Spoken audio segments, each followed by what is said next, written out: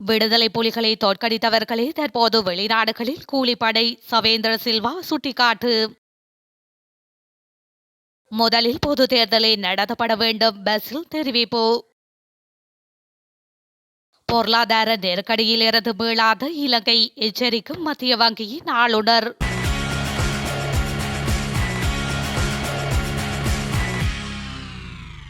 விடுதலை புலிகளை தோற்கடித்தவர்களே இன்று வெளிநாடுகளில் கூலிப்படைகளாக செயற்படுவதாக பாதுகாப்பு படைகளின் பிரதானி ஜெனரல் சவேந்திர சில்வா சுட்டிக்காட்டியுள்ளார். ஓய்வு பெற்ற ராணுவ வீரர்கள் வெளிநாடுகளில் கூலிப்படையாக இணைப்பதாக வெளியாகும் போலி பிரச்சாரங்களிலிருந்து விலகியிருக்குமாறு பாதுகாப்பு படைகளின் பிரதானி ஜெனரல் சவேந்திர சில்வா கோரிக்கை விடுத்துள்ளார். இவ்விடயம் தொடர்பாக அவர் வெளியிட்டுள்ள அறிக்கை ஒன்றிலேயே அவர் இதனை குறிப்பிட்டுள்ளார். உக்ரைன் ரஷ்ய போரில் இலங்கை ராணுவத்தின் முன்னாள் வீரர்கள் கூலிப்படைகளாக இணைந்து செயற்படுவதாக அண்மையில் தகவல்கள் வெளியாகியிருந்தன. அத்துடன் இந்த போரில் இலங்கையர்கள் பலர் கொல்லப்பட்டுள்ளதாகவும் தெரிவிக்கப்பட்டுள்ளது. அதிக சம்பளம், குடியுரிமை உள்ளிட்ட போலி வாக்குறுதிகளால் அழைத்து செல்லப்படுகின்ற வீரர்கள் அங்கு கூலிப்படையாக இணைத்துக் கொள்ளப்பட்டுள்ளதாக கூறப்படுகின்றது. எனினும் இன்று பணம் மற்றும் நிலையற்ற பெருமைக்காக தங்களின் விசுவாசத்தை கைவிடும்படி தூண்டப்பட்டுள்ளது. கூலிப்படை என்பது உன்னதமான போர் நடவடிக்கை அல்ல, இது ஓர் ஆபத்தான பாதையாகும் என சவேந்திர சில்வா அறிக்கையில் மேலும் வலியுறுத்தியுள்ளார். ராஜாங்க அமைச்சர் டயானா கமகேவின் நாடாளுமன்ற உறுப்பினர் பதவி வெற்றிடத்திற்கு முன்னாள் நாடாளுமன்ற உறுப்பினர் முஜிபுர் ரஹ்மான் நியமிக்கப்பட உள்ளதாக தகவல் வெளியாகியுள்ளது. டயானா கமகே ஐக்கிய மக்கள் சக்தியின் தேசிய பட்டியல் ஊடாக நாடாளுமன்றம் தெரிவாகியிருந்தார். பின்னர் அவர் ஆளும் கட்சிக்கு ஆதரவளிப்பதாக அறிவித்து அரசில் இணைந்து கொண்டார். இரட்டை குடியுரிமை கொண்ட காரணத்தினால் டயானா கமகி நாடாளுமன்ற உறுப்பினராக பதவி வகிக்க தகுதியற்றவர் என உயர்நீதிமன்றம் தீர்ப்பளித்துள்ளது. உள்ளூராட்சி மன்ற தேர்தல் அறிவிக்கப்பட்ட போது முஜிபுர் ரஹ்மான் கொழும்பு மாநகர சபையின் மேயர் வேட்பாளராக போட்டியிடும் நோக்கில் நாடாளுமன்ற உறுப்பினர் பதவியிலிருந்து விலகினார். எனினும் முஜிபுர் ரஹ்மானை தேசிய பட்டியலின் ஊடாக மீண்டும் நாடாளுமன்ற உறுப்பினராக நியமிப்பது குறித்து ஐக்கிய மக்கள் சக்தியின் அதிகாரப்பூர்வ அறிவிப்பு இதுவரையில் வெளியிடப்படவில்லை. எதிர்வரும் 10ஆம் தேதிக்கு முன்னர் மின்கட்டண குறைப்பு முன்மொழிவுகளை வழங்குமாறு மின்சார சபைக்கு அறிவிக்கப்பட்டுள்ளதாக பொது பயன்பாடுகள் ஆணைக்குழு தெரிவித்துள்ளது. குறித்த முன்மொழிவுகள் கிடைத்ததன் பின்னர் மின் கட்டணங்களை குறைப்பதற்கான நடவடிக்கைகளை மேற்கொள்ள முடியும் என ஆணைக்குழு சுட்டிக்காட்டியுள்ளது. குறித்த தகவலை பொது பயன்பாடுகள் ஆணைக்குழுவின் பேச்சாளர் தெரிவித்துள்ளார். அவர் மேலும் கருத்து தெரிவிக்கையில் மின்கட்டண குறைப்பு தொடர்பான முன்மொழிவுகள் இம்மாதம் 1ஆம் தேதி வழங்கப்பட இருந்த போதிலும் மின்சார சபை அதற்கு கால அவகாசம் கோரியுள்ளது. எதிர்வரும் 10ஆம் தேதி வரை கால அவகாசம் வழங்கப்பட்டுள்ளதாகவும் ஆணைக்குழு மேலும் தெரிவித்துள்ளது. அதன்படி மின் கட்டணங்களை குறைப்பது தொடர்பான விவரங்களை எதிர்வரும் ஜூலை மாதத்தில் அறிவிக்க முடியும் என இலங்கை பொது பயன்பாடுகள் ஆணைக்குழு தெரிவித்துள்ளது. இந்த நிலையில் நாட்டில் மின் கட்டணத்தை மேலும் 20% குறைக்க பொது பயன்பாட்டு ஆணைக்குழு மற்றும் மின்சார சபைக்கு துறைசார் மேற்பார்வைக்கான நாடாளுமன்ற குழு பரிந்துரை செய்துள்ளமையும் குறிப்பிடத்தக்கது. நடைபெறவுள்ள தேர்தல்களில் பொது தேர்தலை முதலில் நடாத்தப்பட வேண்டும் என ஸ்ரீலங்கா பொதுஜன முன்னணியின் ஸ்தாபகர் பசில் ராஜபக்ஷ மீண்டும் வலியுறுத்தியுள்ளார். கட்சியின் நாடாளுமன்ற உறுப்பினர்களை நேற்று சந்தித்த போது அவர் இந்த விடயத்தை தெரிவித்துள்ளார். மேலும் அதிபர் தேர்தலுக்கு முன்னதாக நாடாளுமன்ற தேர்தல் நடாத்தப்பட வேண்டும் என்பதே தமது நிலைப்பாடு என அவர் குறிப்பிட்டுள்ளார். எனினும் முதலில் அதிபர் தேர்தலை நடாத்துவதற்கு தற்போதைய அதிபர் ரணில் விக்ரமசிங்க முனைப்பு காட்டி வருவதாக அரசியல் வட்டார தகவல்கள் தெரிவிக்கின்றன. இந்த நிலையில் அண்மையில் ரணிலை பசில் ராஜபக்ஷ சந்தித்து பேச்சுவார்த்தை நடத்தியிருந்தார் என்பதும் குறிப்பிடத்தக்கது.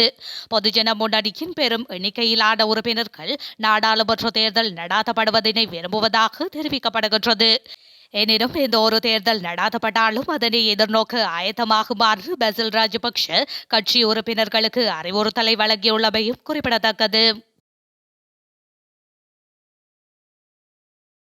பொருளாதார நெருக்கடியிலிருந்து நாடு முற்றாக மீளவில்லை என்பதால் நாடு தற்போது சென்று கொண்டிருக்கும் பாதையிலிருந்து விலகுவதற்கு இடமில்லை என இலங்கை மத்திய வங்கியின் ஆளுநர் கலாநிதி நந்தலால் வீரசிங்க தெரிவித்துள்ளார். இதன் காரணமாக நடைமுறைப்படுத்தப்பட்ட மற்றும் திட்டமிடப்பட்ட முக்கியமான சீர்திருத்தங்களை மாற்றியமைப்பது பொருளாதாரத்தை மீண்டும் சரிவு நிலைக்கு தள்ளும் என மத்திய வங்கி ஆளுநர் வலியுறுத்தியுள்ளார்.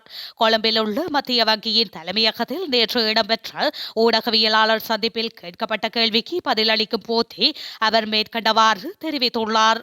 சர்வதேச நாணய நிதியத்துடன் உடன்படிக்கையில் அரசாங்கம் முன்வைக்கும் வேலை திட்டம் அதே திசையில் சென்றால் நிறுவப்பட்ட பொருளாதார ஸ்திரத்தன்மை நிரந்தர ஸ்திரத்தன்மையாக மாற்ற முடியும். அதற்கு மத்திய வங்கியின் கொள்கைகள், IMFின் நிதி கொள்கைகள், இந்த திட்டத்தின் கீழ் அரசாங்கம் கட்டுப்படுத்தும் பொருளாதார சீர்திருத்தங்கள் உள்ளடக்கப்பட்டுள்ளதாகவும் நிலையான பொருளாதார ஸ்திரத்தன்மை அடைவதற்கு திட்டத்தின் அதே திசையில் நகர்வது மிகவும் முக்கியமானது என்றும் மத்திய வங்கி தனது வருடாந்த பொருளாதார வர்ணனையில் தெரிவித்துள்ளதாக மத்திய வங்கி ஆளுநர் தெரிவித்துள்ளார். கொள்கை மாற்றத்தால் பொருளாதாரம் ஸ்திரமற்ற நிலைக்கு திரும்பும் என்பதால் அதனால் ஏற்படும் பொருளாதார பின்னடைவை தவிர்ப்பதற்கு பரந்த அரசியல் மற்றும் சமூக ஒருமித்த அடிப்படையில் பொருளாதார சீர்திருத்தங்களை நடைமுறைப்படுத்துவது மிகவும் முக்கியமானது என்று அவர் மேலும் தெரிவித்துள்ளமை குறிப்பிடத்தக்கது. எதிர்வரும் தேர்தலுக்காக ஸ்ரீலங்கா பொதுஜன பெரமுனவின் தேர்தல் செயற்பாட்டு அலுவலகம் திறக்கப்பட உள்ளது. கட்சியின் தலைவர் மஹிந்த ராஜபக்ஷ நாளை பத்திரமுல்லையில் இந்த செயற்பாட்டு அலுவலகத்தை திறந்து வைக்க உள்ளார். அதிபர் தேர்தல் மற்றும் பொது தேர்தலுக்கு தொகுதி மட்டத்தில் கட்சியை தயார்படுத்தும் வகையில் இந்த செயற்பாட்டு அலுவலகத்தை ஆரம்பிக்க தீர்மானிக்கப்பட்டுள்ளது. எவ்வாறாயினும் அதிபர் தேர்தலுக்கான இறுதி தீர்மானத்தை ஸ்ரீலங்கா பொதுஜன பெரமுன இன்னும் எடுக்கவில்லை. அத்தோடு அதிபர் தேர்தல் உத்தியோகபூர்வமாக அறிவிக்கப்படும் வரை தனது வேட்பாளரை முன்வைப்பதா அல்லது வேறு வேட்பாளருக்கு ஆதரவளிப்பதா என்பதை தீர்மானிக்க வேண்டாம் என்று அக்கட்சி முடிவு செய்துள்ளது.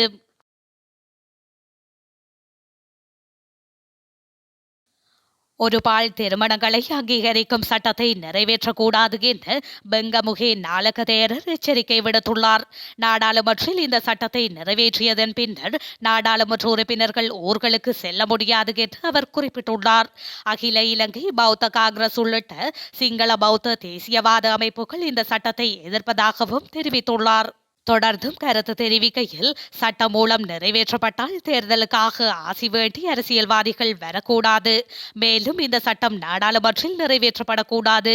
தவறுதலாகவேனும் சட்டம் நிறைவேற்றப்பட்டால் அது இலங்கை கலாச்சாரத்திலும் குடும்ப கட்டமைப்பிலும் பாரிய பாதிப்பினை ஏற்படுத்தும். ஒருபால் திருமணங்களை எந்த ஒரு சமயமும் அங்கீகரிக்கவில்லை. மேற்குலக நாடுகளில் பல்வகை தன்மையுடைய கலாச்சாரங்களில் ஒருபால் திருமணங்கள் அங்கீகரிக்கப்பட்டாலும் அதனை இலங்கையில் பின்பற்ற தேவையில்லை. பௌத்த கொள்கைகளுடன் கூடிய எமது கலாச்சாரத்திற்கு இந்த ஒருபால் திருமணங்கள் பொருத்தமற்றது. அத்தோடு யாருடைய தேவைக்காக இந்த சட்டம் நிறைவேற்றப்படுகின்றது என்ற சந்தேகம் எழுகின்றது. வெளிநாட்டு சக்திகள் அல்லது அரசாங்கத்தின் பலம் பொருந்தியவர்களினால் இந்த சட்டம் நிறைவேற்ற முயற்சிக்கப்படலாம் என அவர் மேலும் தெரிவித்துள்ளார்.